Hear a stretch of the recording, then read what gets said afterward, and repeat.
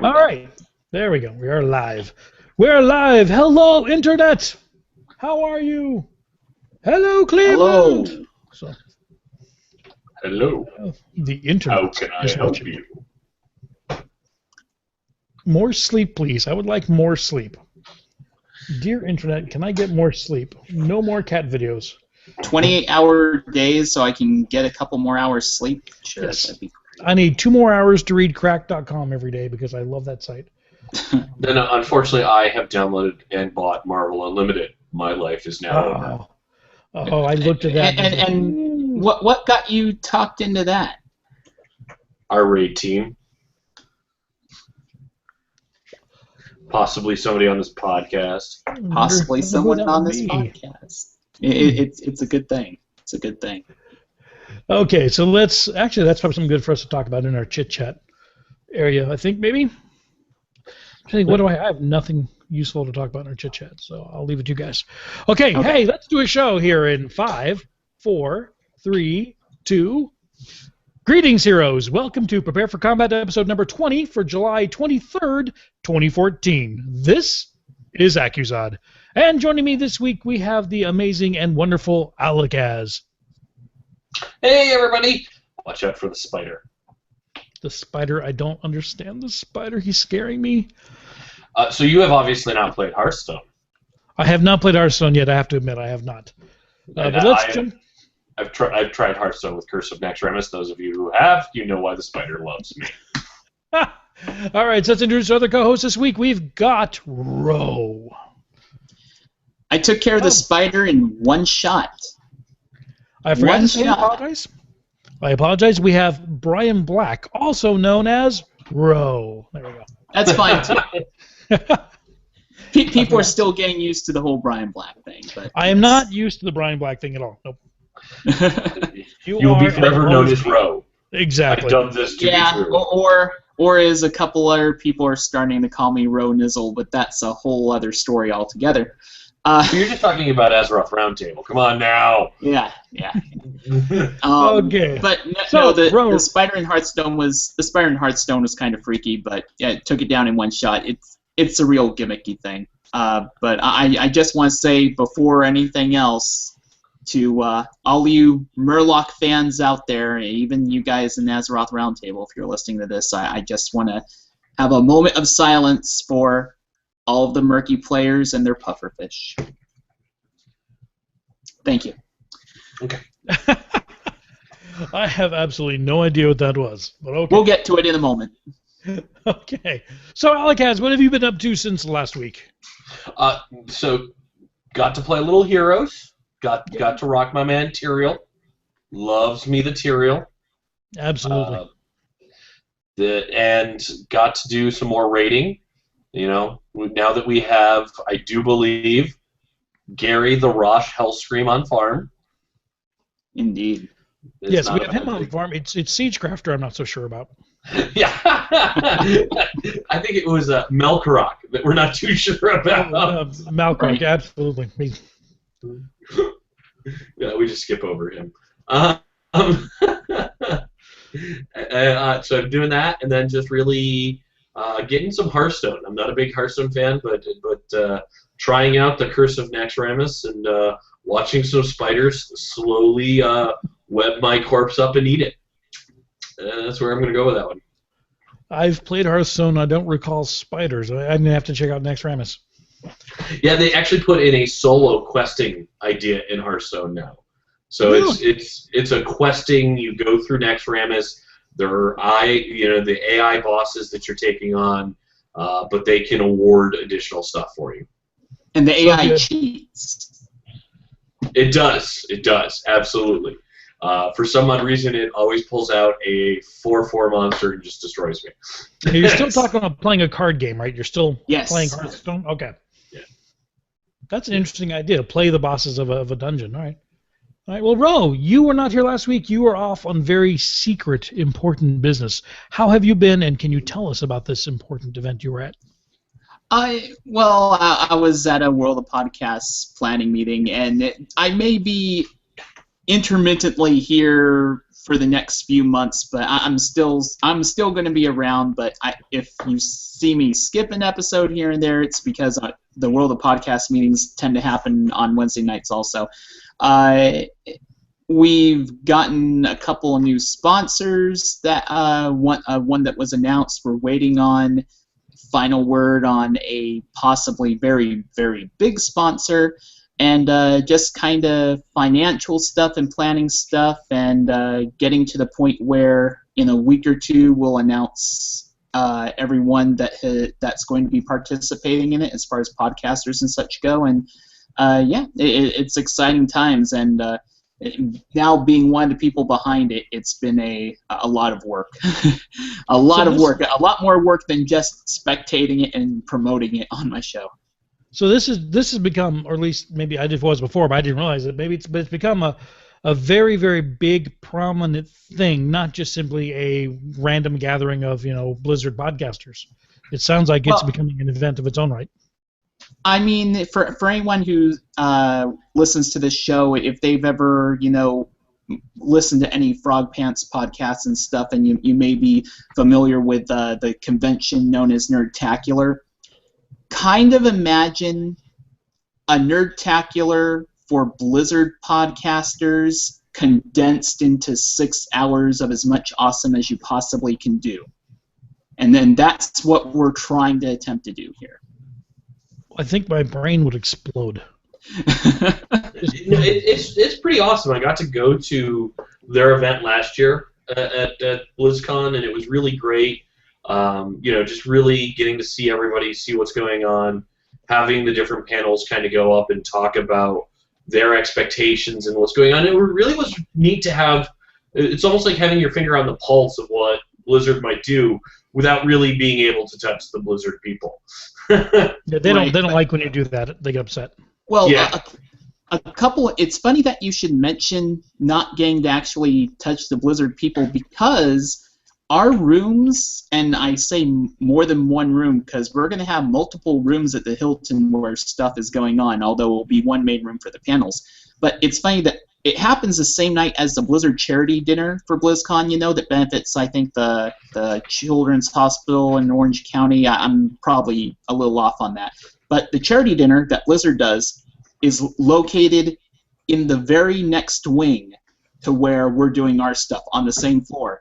So it's not out of the question that we may see people from the charity dinner before or afterwards wander by and check out what we're doing. So really excited. Very nice. Did you guys plan that, or was that just lucky?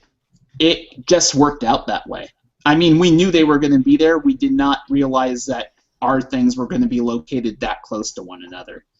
Very nice. All right, speaking of Blizzard and Blizzard games, how about we talk about one right now called Heroes of the Storm. So let's jump right into this week's news. All right, as we always cover every week, this week's free heroes are Brightwing, Malfurion, Mirrodin, Sonya, Vala, and at level 8 you unlock Sergeant Hammer, and at level 10 you unlock Illidan. And yes, I did say level 8 and level 10 because today is patch day. They are currently rolling out a brand new patch. In fact, it was supposed to be done a couple of hours ago. Now they've pushed it back several hours. As part of this new patch, instead of getting one free hero slot at level 7, you now get two more. You get two additional free heroes, one at level 8 and one at level 10. And this week that's Sergeant Hammer and Illidan. So more heroes to play with for free, which I think is awesome. Although I still maintain they need quite a few more heroes in the game entirely. But hey, good start. Now, and of course, I think Raynor is still free for everyone, right? Yeah, Raynor's always free. I'm just going to stop mentioning him. You can always assume Raynor's free. Yeah, but I think, Zod, especially talking about what you're saying, where they need more heroes, once we get into the patch notes, that we might see that there's more heroes coming down. You are correct. So let's just go ahead and move right along. Our big news story this week is the patch, which hopefully will be arriving today, maybe tonight sometime. I know I won't get to play before I get to go to bed, but the servers are patching right now, and it is a doozy. There are a lot of changes coming. Some have been in the works for a long time. Some have been barely thrown together at the last moment. We'll jump right into them. The first one is there is a new hero. The hero is Rehgar Earthfury. I'm saying that correctly, right? Rehgar? Ruger? I don't think we've gotten a full We don't have a full title on it. We just know it's not Remgar. Okay, it's not Remgar. We're sure. It's not Remgar. Not Remgar. This is Rhaegar is a World of Warcraft shaman, and he's very much modeled after the shaman in game, which I think they did an amazing job. He is a support class, so you could say he's kind of a resto shaman. Yeah. So I mean, the big thing with this is he is a shaman. He is a support class, but he's an aggressive support class. So he does have healing, but it really does look like they're kind of doing a hybrid style class here. You're really seeing, so he does have his trait, so we know all heroes have traits. His big trait is he can travel in wolf form. Excuse me, there, I couldn't. Words hard. Words are hard. The cool thing with the wolf form, he's regenerating health and mana in wolf form. So if you want to get him quickly somewhere into a fight, and you're like, oh crap, I'm low on health, I'm low on mana, I can't do anything. No, bam, wolf form, I'm going down there, I'm regenerating, I'm preparing myself for the next battle that I'm going into. Almost like he's preparing for combat. Good choice. Good choice, yeah. He can also do some basic attacks in wolf form, but he's not going to be able to do any of his special attacks. So he can still bite you in wolf form, but he can't really go, aha, chain heal. He's got to go out of wolf form to do that. So he's basically just showing off. Yeah, he's showing off. He's showing off a little. And so chain heal is his first ability. It's bouncing from additional targets. The healing does reduce in the jump. So obviously, if I have chain healing, Zod, I hit you first, you're going to get the most. Ro, sorry, you're second. Sucks to be you. Oh, well. He does have a lightning shield. So in other words, it's an AoE damage that's going on. So it's a shield on that's lightning. So if somebody comes near him, obviously hitting the lightning shield, this is going to be very important, especially. I'm interested to see how this works out. So it's an AoE damage effect, so it looks like it's an AoE damage. I'm interested to see if it's a permanent effect on him or if it's just a splash AoE. And I'm going to have to play with that after the patch. Right, it does put a buff on him. It looks exactly like the lightning shield in World of Warcraft. It's a little lightning ball that spins around his body, or whoever he casts on their body. Well, and the reason why I'm saying I'm going to have to wait in the patch is because I can see melee getting hit by that and having that damage. But I think of someone like Raynor or Nova, who is a range class, are they able to shoot outside that and not take that damage? Is this where he's going to have, okay, I'm kind of weak against that range class? So that's something I'm going to definitely be playing with when the actual patch comes up. Right, I'm not sure if it's like a Thorns type of thing where if you hit them with anything, you take damage. Right, and that's what I'm going to have to play with in the patch and really see what's going on. Earthbind Totem, really cool. Drops on the ground, slows enemies, and it's useful. It's very useful. They're saying useful as a scouting tool, as it will give a map. It gives map vision. Mm-hmm. So it almost looks like if I drop an Earthbind and run away, it still keeps that area open for me to see, so I can see enemies going through. Also, I think that's a great lane ability. Drop that in a lane, not really worry about it. Hey, as soon as the enemy starts coming through there, slowing them down, I now can move my forces up into that lane and not having worried that they're going to be hitting my walls or doing anything to that nature. So I think that's a really kind of a unique ability, and again, to get to play with that. I also heard that you can put Lightning Shield on the totem. That when they were talking about Rhaegar in the video, they said you can Lightning Shield your totem. That would be really unique, especially that's giving it that extra protection to really use that as a laning ability. And I'm interested to see how that pans out. Mm-hmm. I love the Bloodlust. Woo! Yeah! There it is. So again, just like normal Shaman Bloodlust, movement and attack boosts to nearby allies. And it's got. They say there's I see great spell effect. I'm interested to see there's a giant, massive ghost red creature flies up above them. It's a really great visual effect. Nice. Very pretty. So it's probably totally pointless. It's just neat to look at. But it's very clear that you have Bloodlust class on you. Yes, it looks very pretty. And then obviously, so you can choose either Bloodlust as your hero ability, or you can choose Ancestral Healing, which is a single target heal, and it is the largest heal in game. So that is the biggest dump of healing you can do in game at this point, is that Ancestral Healing. It'll be very interesting to see how that stacks up against Lily as a healer, Because Lily's got that great AE heal ability. Right. Right, but I mean, I'm really seeing this as that hybrid class. Because, I mean, the Earthbind Totem has elements of tanking. You've got the Lightning Shield as elements of DPS, but then you've got your healing as your support class. So it's really a true hybrid style class here, and it'll be interesting to see how this actually plays out in a character. So I'm excited to actually jump into the patch and see what I can do with this guy. Yep, I really was kind of very disappointed they weren't patched already, that we couldn't get a chance to go in and give it a try. But I'm very glad they made the character. I'm glad he's been added to the list. And Blizzard, we need more, please. Please, more. More like this. Well, there's Star Listen, Zod, so it's coming. All right. Now, as we mentioned last week, there's also a new battleground called Garden of Terror that's also coming out in this patch today, so we'll be able to get that into the rotation and get to play with it. Now, they put out a lot more detail about it than we had last week, so basically the way it works is 90 seconds after the game starts, it's a 3-lane map. 90 seconds after it starts, the game goes into night mode. Vision is greatly reduced. It gets very dark, very scary. You run around, and all over the battlefield, horrors are spawned. Now, the horrors, I believe they're giant plant monster-looking horrors.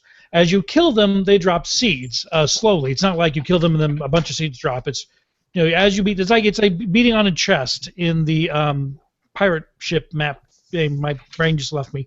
But as you beat on it, seeds will begin to drop. There are 200 seeds spread across all of the horrors in the game. Your goal is to get at least 100. When you get 100, then somebody on your team can run back to your base, channel a spell to turn into the plant. Where is it? I lost the name of it. The Garden Terror. There it is, a big giant plant. And the giant plant has a bunch of new abilities. For example, it can run out. It has a Spore Queen's Curse, which will do an area effect polymorph. It will turn all the enemies in the area into plant zombies, which are slowed, silenced, and do reduced damage. That's really going to drive them crazy. I love the idea. It's important that they're turned into plant zombies as opposed to zombie plants. Absolutely. Big difference. You don't want zombie plants. Only noobs play zombie plants. Right. The other ability you get as the Garden Terror is the Plant Horror Overgrowth. It's an area effect. It does massive damage and disables enemy structures, so it's a really good siege ability. Also does heavy damage to minions. So it's basically like becoming the Dragon Knight, except instead of punting people, you turn them into plant zombies.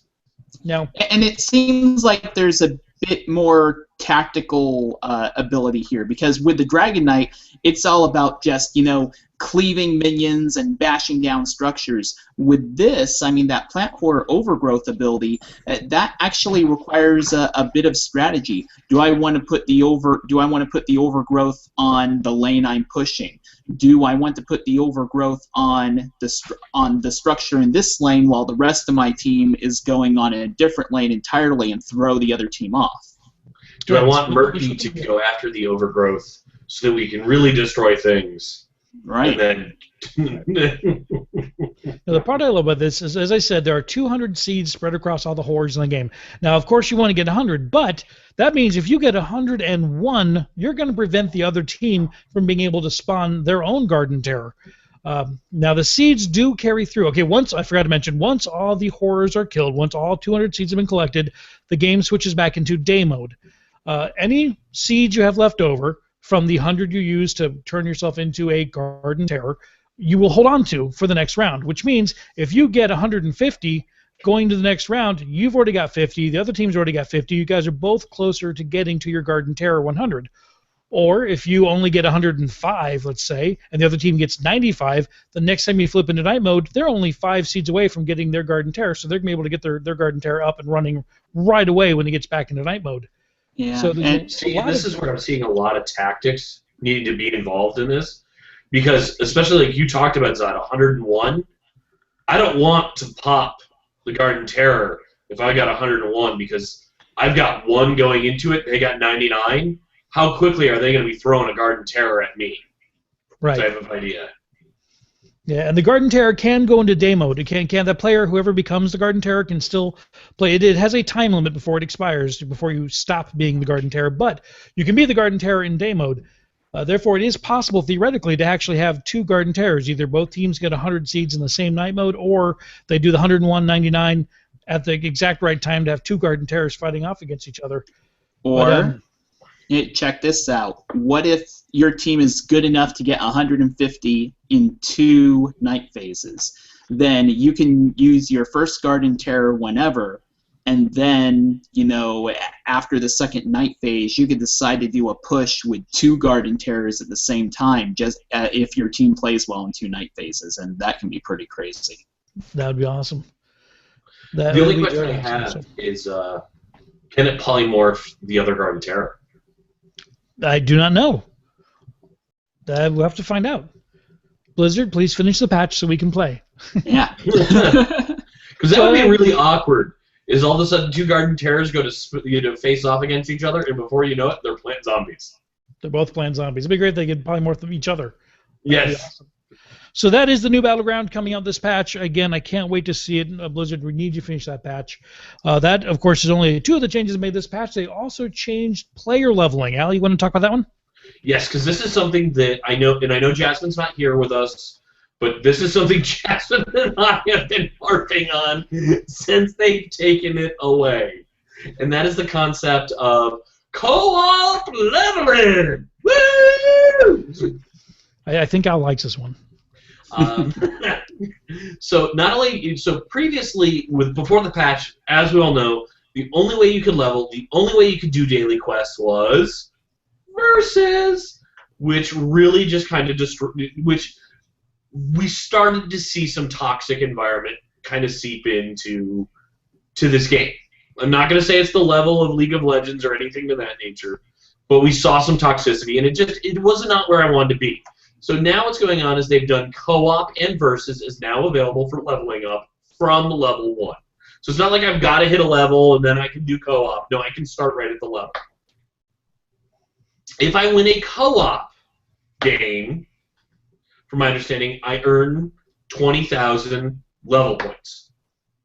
Experience. Experience, excuse me. If I win a versus match, I earn 50,000.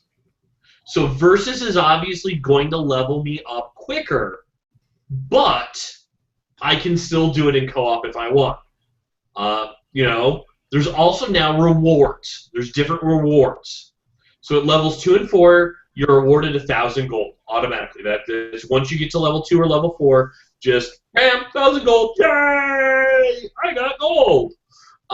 You do also get the daily quest at 6, and you unlock your hero unlock the free hero at 8. At level 12, you earn 2,000 gold. So, level 12, another 2,000 gold hits your coffers. 10, you unlock your second free hero. I just realized 15, that was out of order. Sorry about that. Yeah, it's okay. 15 unlocks the ability to use 2 artifacts, which we're going to talk about a little bit later on. Plus, you get an additional 2,000 gold. Yay! Level 20, 25, 30, and 35 will award the player 3,000 gold each. Now, you still have daily quests because you've unlocked that at level 6. So once you hit level 6 and you're unlocking daily quests, you can do them in either co-op or versus. All daily quests will award 200 gold. So if you now hold on a minute here. Yes. Did you just say 200 gold? Yes, I did. I feel ripped off. Yeah, because it is dropped. This is supposed to be the new shiny. Hey, by the way, guys, now all daily quests award 200 gold. Now, I know you're about to explain part of the reason for this, but I just want to say, before you say the second part, this part sucks. Yes, this is a nerf. So Brian does not like 200 gold. No. So Blizzard, if you would like to limit Brian's gold intake, you can stop giving him the 200 gold. So for those of you, and why Ro is actually upset is previously the actual daily quest gave you 250 or 500, depending on the daily quest you had, gold reward. So now everything across the board is 200 gold. No matter what happens, 200 gold for you, 200 gold for you, 200 gold for you. Part of the reason why the lowering of the gold, though, is because when you win a match, you now gain gold.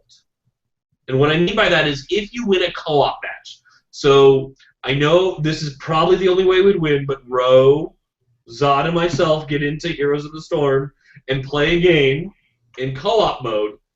We could win. Not versus yet. I'm saying co-op. The co-op you get 10 gold per game, period. Win or lose. Right. But that's what I'm saying. We could win that game. Right. Because if we play versus, I'm going to talk about what would happen if we played versus. All right. Sorry, I thought you were going off that way. No, it's okay. So we play that game. We win because we played against bots. And as we all know, that's what we can defeat. We would earn 10 gold each. Now, we get cocky here and decide that we want to go into versus mode. Yeah, we got this. And as history has proven, we would lose. So the team that beat us earns 40 gold, and we lose 10 gold. So that game that we won in co-op, no, we don't lose. No. You get 10 gold for losing. Oh, I'm sorry. I thought it was they took away 10 gold. So, okay, we still get 10 gold.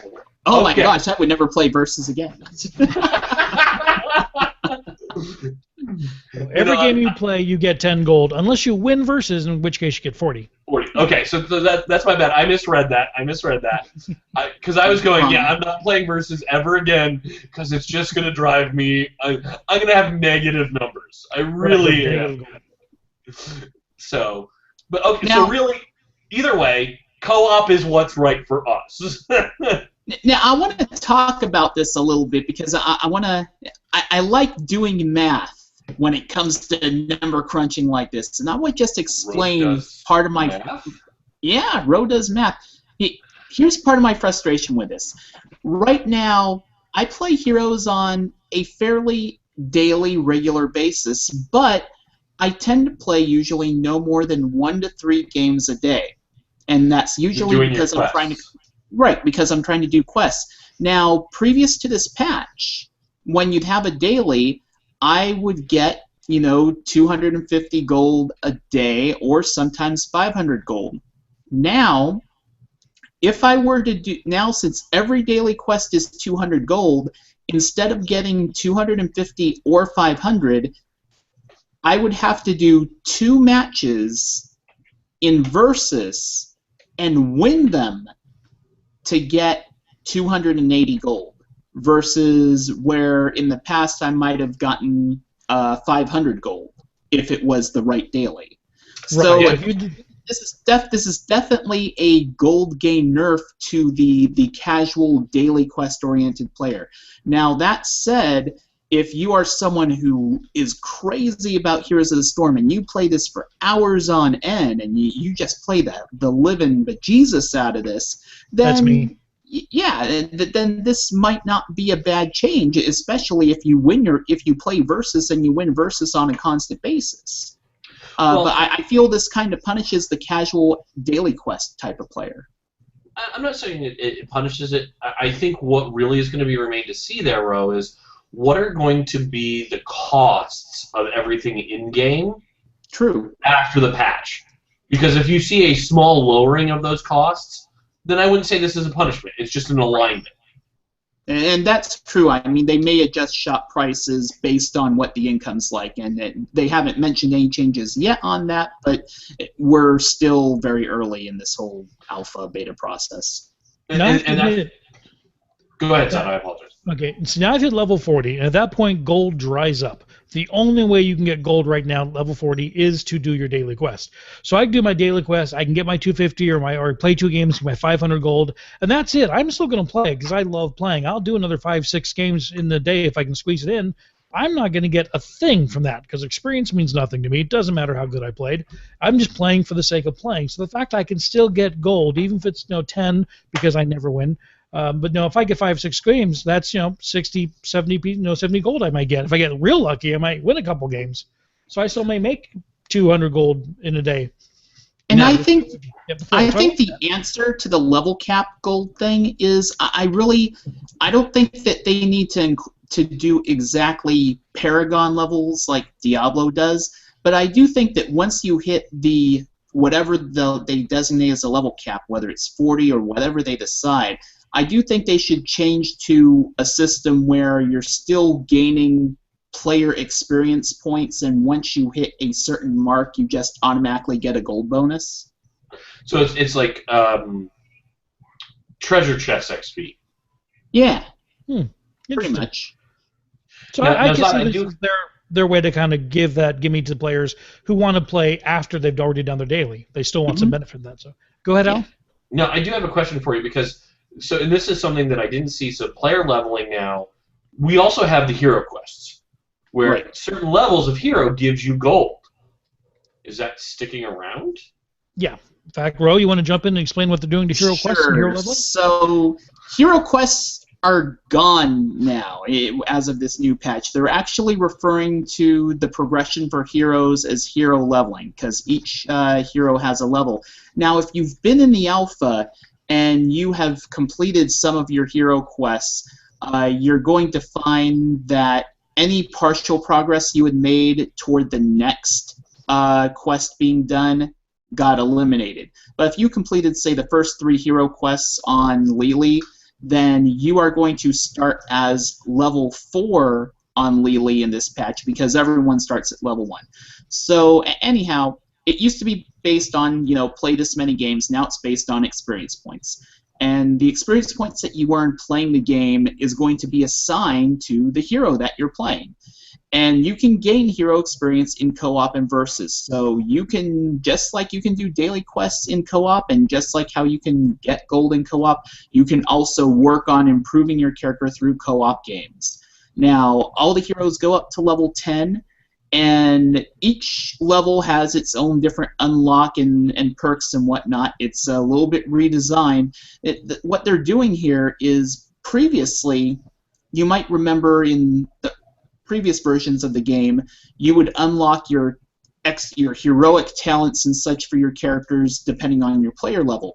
Well, now they're putting that focus on the heroes. So at level 1, you only have 2 talents per talent tier for your hero and 1 heroic ability. At level 2, you get your second heroic ability. At levels 3 and 4, you unlock your other talents that are left for the characters. So that's how they're doing the talent unlocks, based on your hero level. Now, these early levels shouldn't necessarily take a whole lot of games to get to those levels, so don't freak out. Getting to level 4, from what I understood, is going to take far fewer games played than what it originally took to complete the first 3 hero quests. Now, this means, of course, that, let's say I play Raynor, because that's the free quest, and I play Raynor up to Raynor's level 4. Previously, when I got to the same relative point, and I'd unlocked all the talents, I'd unlocked all the talents for all the heroes, even ones I'd never played, even ones I wouldn't be playing for months.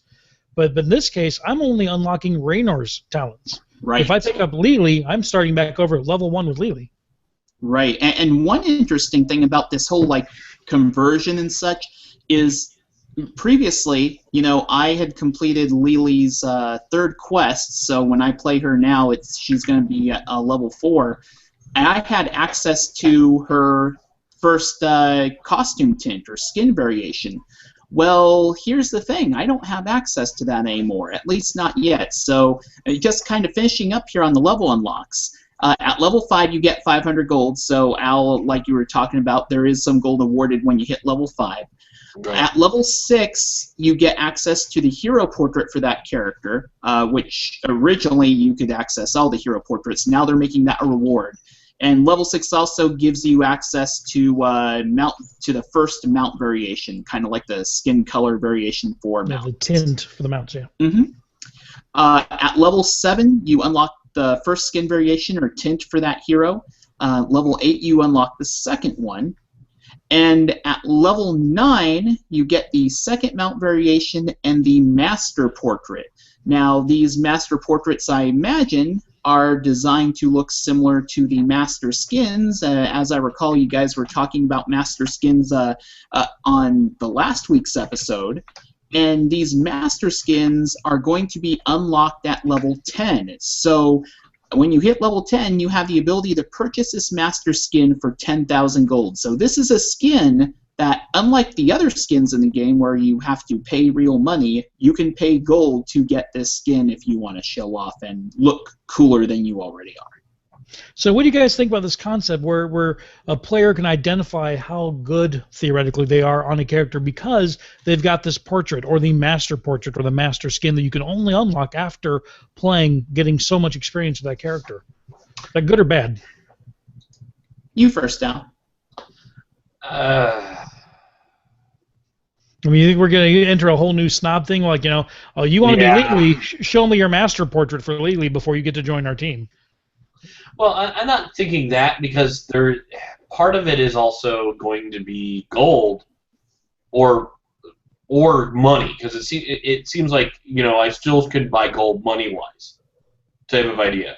So I could play Lily, lose all the time, but get her up to that level 10. And if I want to pay the cash, I still can get the master skin or the master portrait. Excuse me. No, you can. I think you have to pay gold for the master skin. Yeah, I think master skin, at least as far as we know, the master skin can only be bought by gold. Well, in any case, you can only either way. You can only get it after you've had so much experience with Lily that you've reached level 10 on her. Right. Right. And I just want to say really quick. This hero leveling, it doesn't really do much to show how good you are or necessarily how skilled you are. This is more kind of a time spent grind. And there are, some people, when seeing the reaction in the community to this on forums, on Twitter and such, there's some people who aren't necessarily too happy with how much more grindy this seems. I'm kind of on the fence. I understand that Blizzard needs to put in grind systems like this to help keep the longevity of the game. But what do you guys think? Do you think this is too grindy? Do you think this is necessary? What do you think? I don't think it's... Oh, go ahead, Al. No, go right ahead. Yeah, I actually like this concept. I kind of wish now that they never had the previous concept. I would have been perfectly happy if the alpha had come out, or if I'd come into the alpha knowing it as this is just the way it is. You level experience as a player, and at the same time you also get experience per hero you play. I really like the idea. I'm not so sure I'm wild about the actual awards they're giving at the different levels, but I do like the idea of experience per hero as opposed to, well, you played Raynor for 4 weeks, so now we're going to give you everything you need for Lily. I do like this concept.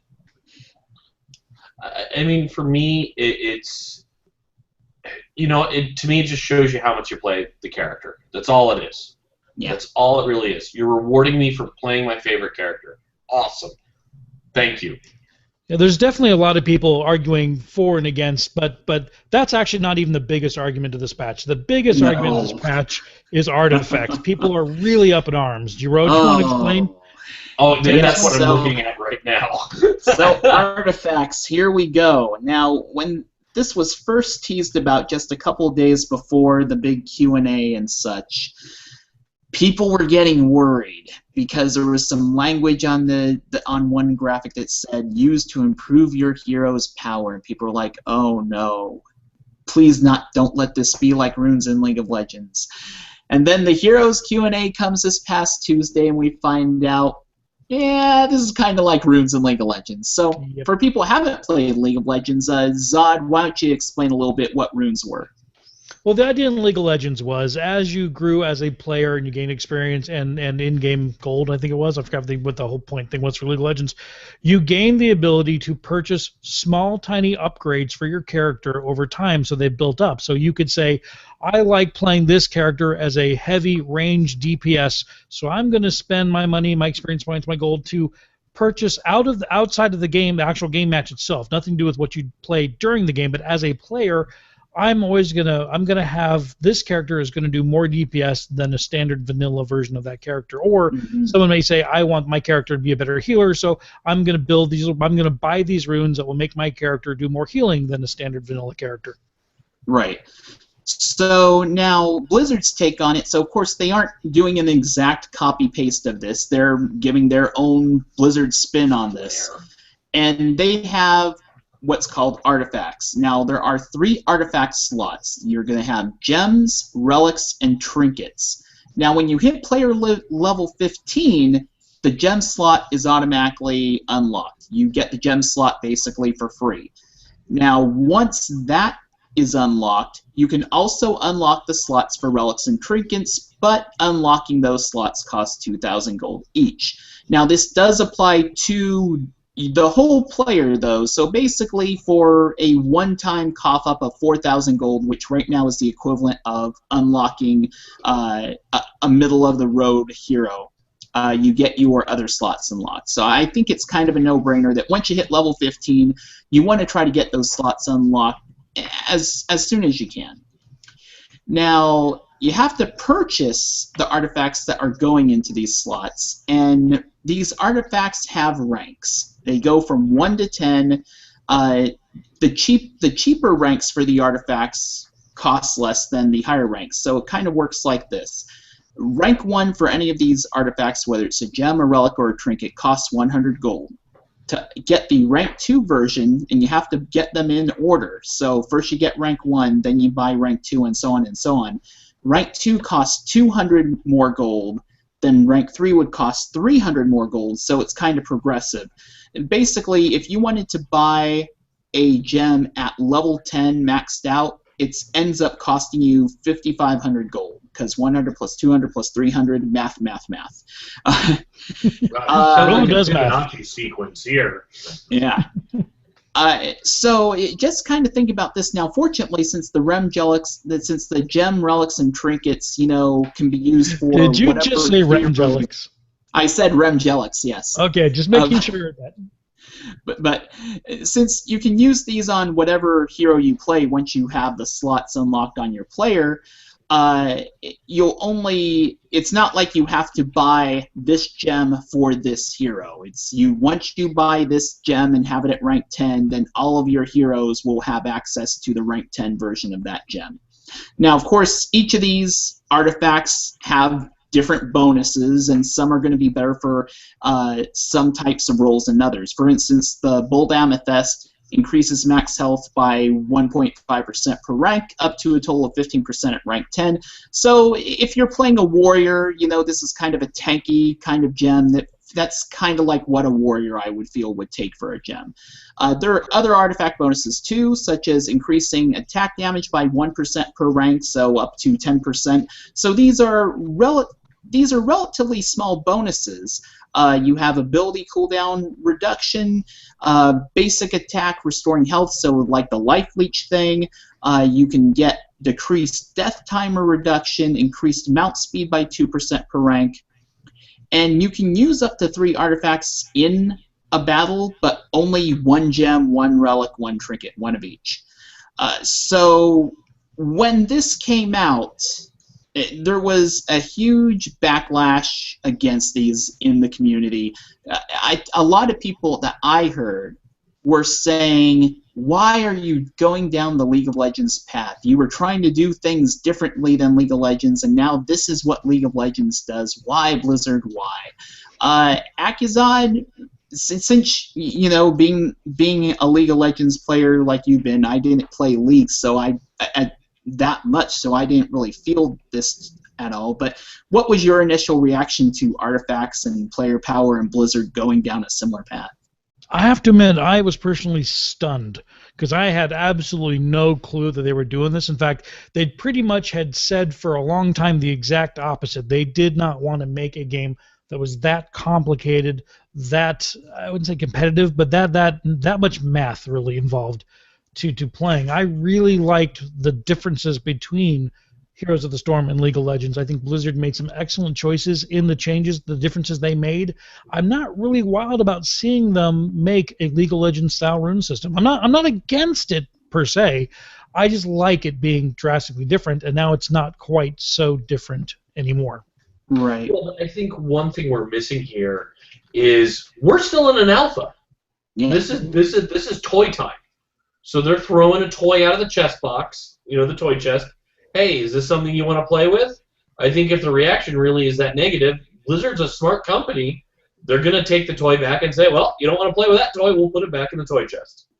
Right, and they've said that this has not been tested very much internally before they have pushed it down to the alpha. I mean, they are really relying to player feedback here. One thing that they said in the the Q&A video earlier this week, is that they can spend 100 hours of testing internally, and that much, the amount of feedback and the amount of insight they can get from those 100 hours, they get that and then some within the first several hours of people playing this on the alpha, because there's just so many more games able to be played and so much more feedback that they can get in just that short amount of time. So they really wanted to get this out as soon as possible. Well, and I mean, I pulled up the thing where it's introducing artifacts, and there's already 11 pages of feedback, and the patch hasn't even finished. Oh, yeah. Now, I imagine about half of that is people QQing and saying, oh my gosh, why? No, but I mean, you were talking feedback. This is, regardless of whether it's good, I'll call it whether it's direct or indirect feedback, because all of this is indirect feedback, really, Sure. at this point, because there's no true gameplay that anybody could talk to. They've got 11 pages of indirect feedback already, without even dropping a patch. Yeah, and you know, I'm really curious to see how this turns out. And again, this is kind of similar to the whole hero leveling thing. I understand why they want to do something like this, because spending the gold to acquire these artifacts and rank them up, I mean, we're talking 5,500 gold per artifact here, and I think their introductory list of artifacts, I think there are like half a dozen Rems, Jellics. Did I say it again, Rems and Jellics? That's going to be the title of the show, Rems and Jellics. But there's half a dozen gems and relics and trinkets. So if you wanted to acquire all of those artifacts, you are looking at about 100,000 gold to rank them all up to level 10. That's a bit of a grind, and but I mean, while grind is kind of a negative sounding word, but it's a way for players to progress. If you really like the game and you spend enough time on it, you'll have access to more options.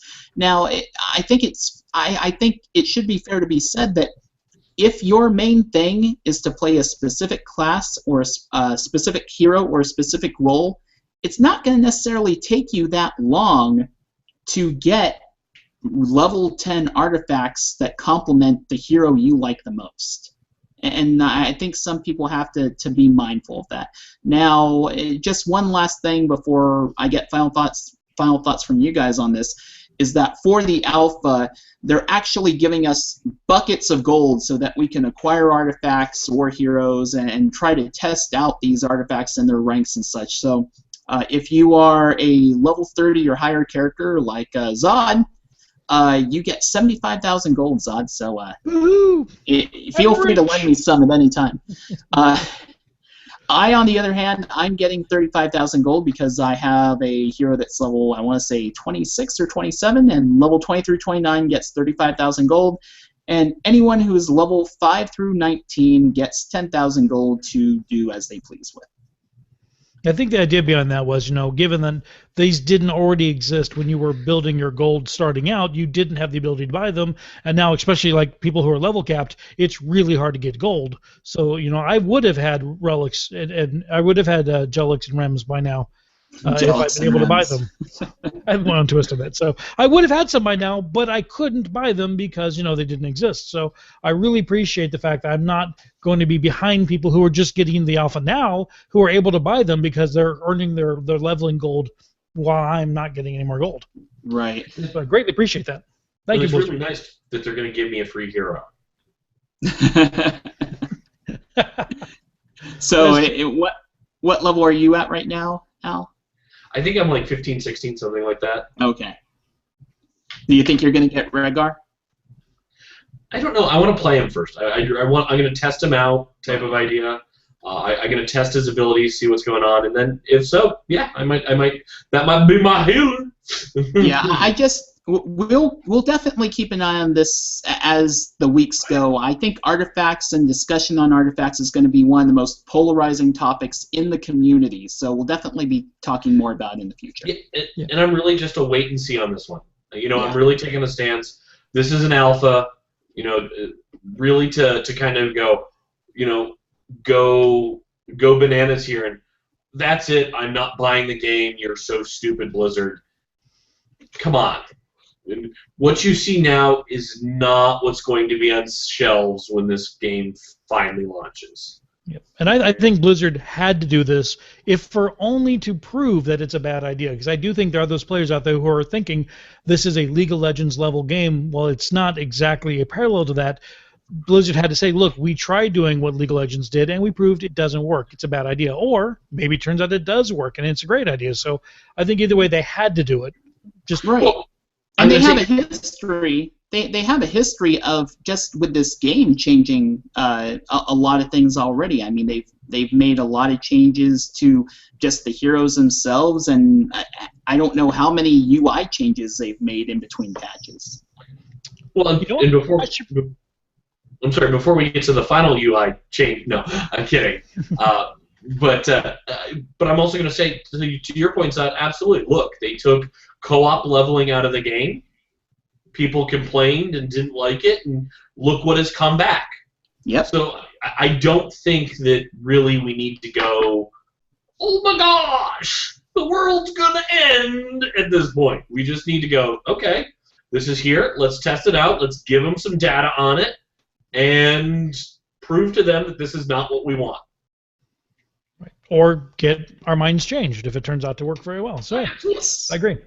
All right, so finally, and the last thing in this patch, of course, with all of these changes, there are a number of user interface changes as well. So let's roll out some of those. The first one really isn't related directly to the patch, but it is kind of neat. Blizzard will be pushing out text and audio translations of the game for several European and Latin American regions, so Spanish, French, you name it. Now, they did point out that these are all still works in progress. They may be a little rough. They may not be exactly correct.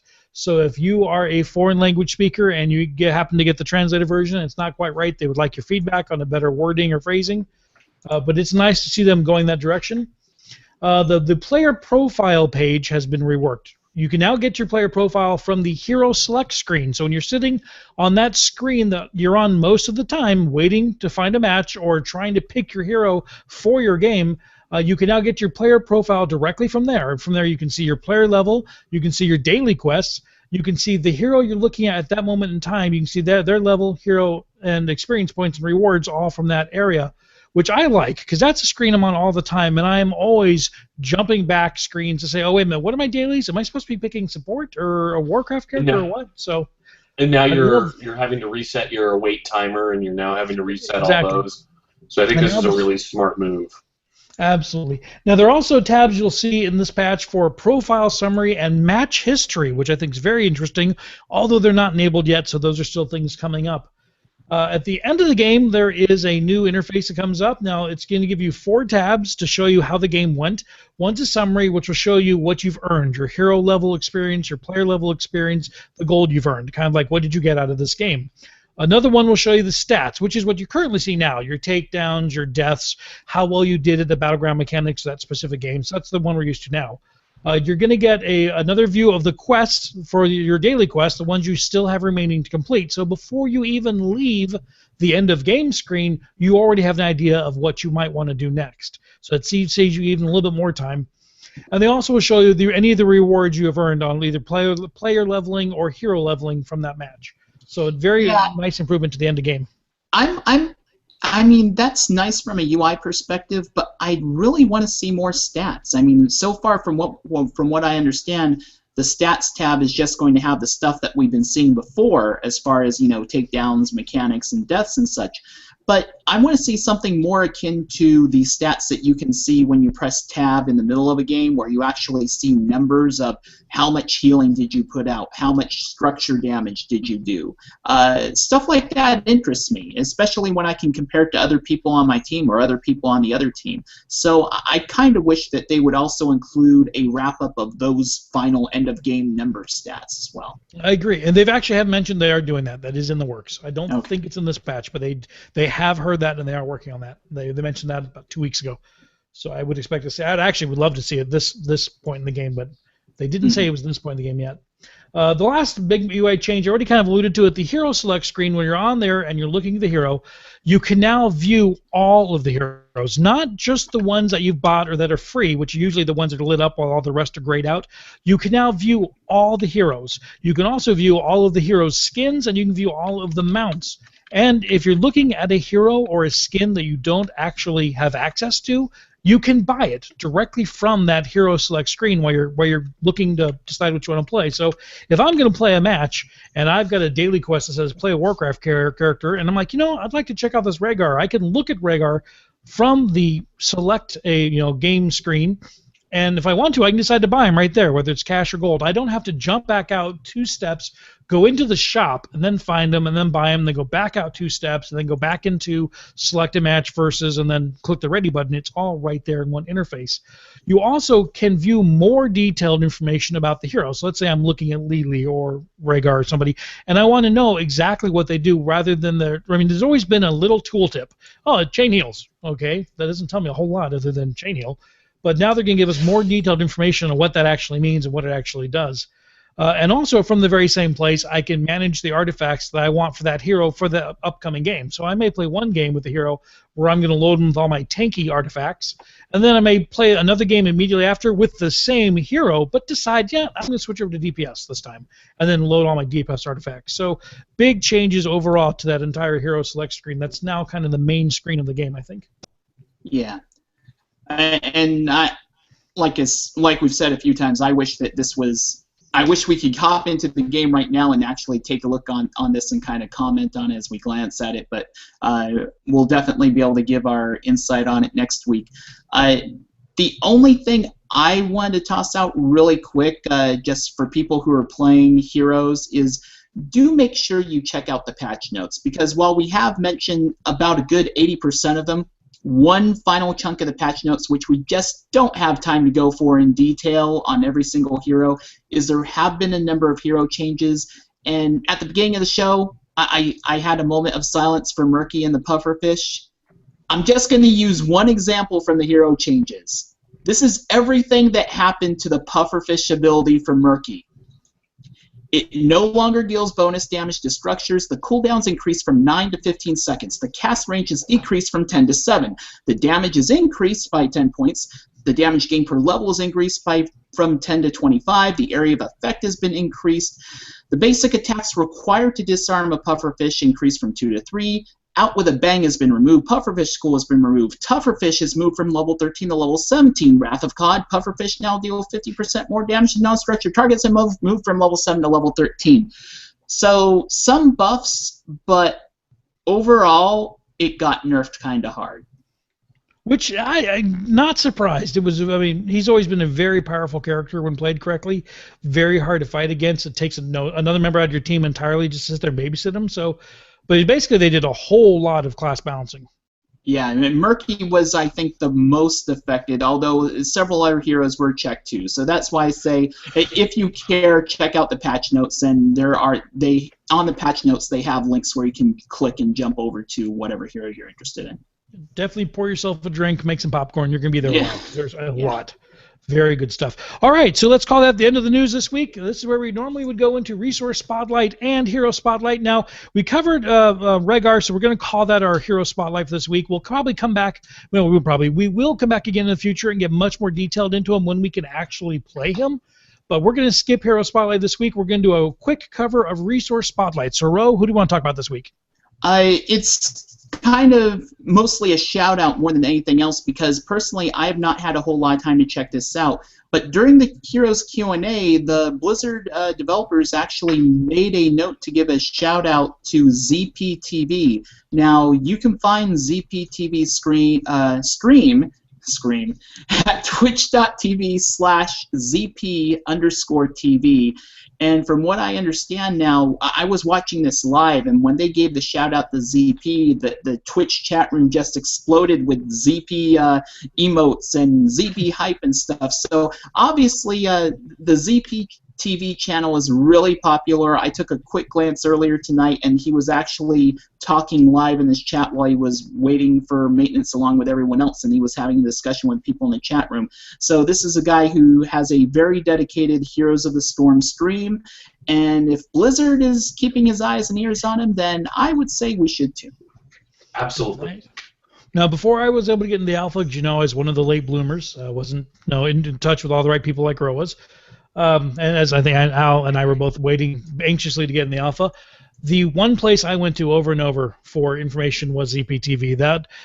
He does a wonderful job at streaming the game, explaining the game while he's streaming it, and answering questions in the chat room. He really is an excellent resource for learning about Heroes of the Storm. Very patient, always is happy to repeat answers that I know he's given 100 times when somebody new comes into learning about the game. So definitely, if you're not in the alpha yet, the best thing to do besides offer Ro money to get in contact with his secret people he's got behind the scenes is to go to ZPTV. You'll learn everything you possibly can about the game by watching his stream. He says that Nazeebo is underpowered, by the way. Does he really? Yep, I was listening to him earlier tonight, and he said that Nazeebo is underpowered because his QW and E fighting moves are not that great, although he has really good ultimates, whereas many other characters have good QWE abilities and a good ultimate. So as much as you and I love Nazeebo, he thinks Nazeebo could use some more. I wouldn't complain. One cool thing, really quick about Nazeebo, he gets the mercenary hero talent now. So if you capture a merc camp, those mercs become stronger with him. Very nice, because that's one of the things he does very well. Yes. The zombies are very good at doing merc camps. Yeah. Okay, let's call that our show for this week. If you want to follow the show, we are on the Twitters at Prepare for Combat with the number 4. You can email us questions, comments, complaints. We want to hear them. Send them to podcast@prepareforcombat.net. Our website is prepareforcombat.net, and you can subscribe to the show on iTunes and Stitcher. So, Alakaz, you want to throw out your social deets? Sure. Of course, you can find me on Twitter. I've got to learn to talk a little bit more on there, but I will talk eventually. And that is that's at Alakaz. That's ALACHAAS. And you can always check me out on my other show that I do with Alanya and Lita, or Kim and Ben, depending on who you know us as. And that is Geektopia, and you can always find that over at geektopiashow.com. In fact, I just had one of the prop designers that we got to meet at Phoenix Comic-Con reaching out. I do believe he was heading towards San Diego Comic-Con in his Dead Space cosplay. He has an amazing set of Dead Space armor. And they had some of the zombies in San Diego Comic-Con, and they actually pulled him in to do a photo shoot of him with the Dead Space zombies. So really kind of cool to see. Very cool. Okay, Ro, where can people find you on the web? You can find me on Twitter at Rowow, spelled RHOWOW. I also run a site called Realm Maintenance, and also have a podcast called Realm Maintenance. You can find that at realm-maintenance.com. And since I would imagine many people who are interested in Heroes of the Storm and play Heroes of the Storm are fans of games such as Warcraft, you might want to check my site this week if you're listening to this podcast before Sunday, because there may be an opportunity for you to get a Warlords of Draenor beta key, but you'll have to check realm-maintenance.com to find out all the info about that. Oh, nice. Okay, as for myself, I am on Twitter at Accuzod, ACUZOD. And you can find me at my website, accuzod.com. So with that, ladies and gentlemen, heroes of all ages, once the patch is done patching, you will be prepared for combat. After I buy my Rems Angelics. After you buy your Rems Angelics. And I need to check out Remgar. Remgar. Yes. And play Remgar. Yep. Alrighty, let us stop the broadcast. For those of you watching the video stream, thank you very much for tuning in. We will see you next week. See ya.